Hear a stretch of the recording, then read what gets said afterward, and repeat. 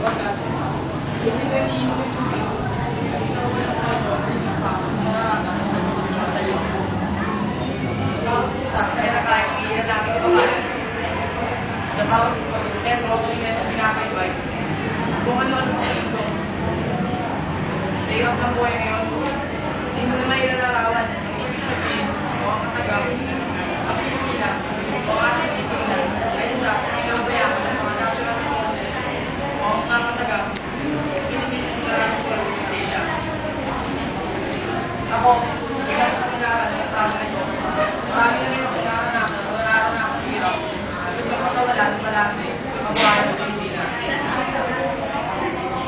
Ang ating lipunan ay napuno ng ibang uri ng tao. Magbibideo akong gusto May lang. mga mababait, dahil nanilangan, pero hindi sa king, gamit sa kapangyarihan na ginagamit ang kanilang pinag-aralan sa kapalaluan.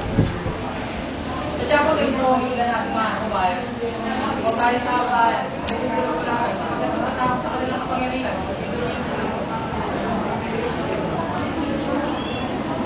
Maraming yan sa inyo ay marami lang sa inyo na kailangan mo na rin nakabulukan sa mga pinulan. Sadya kung tayo mga nasa estabilisado, medyo hirap mali, o sadya lamang natatakot tayo sa karaktualan. Ang mga pinubi, pagkakaan ng pinuwi,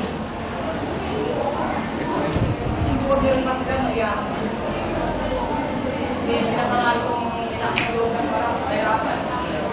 Ang nangyayari sa amin dito. Nahirapan, pagulog, kawalan ng trabaho, taas ng presyo, baba ng talaga ng piso, mga bagay na walang katulan, ngunit binibigyan, halagaan, kasi kaya sa inyo ng patas. Ang talagang skandal, mission spoiled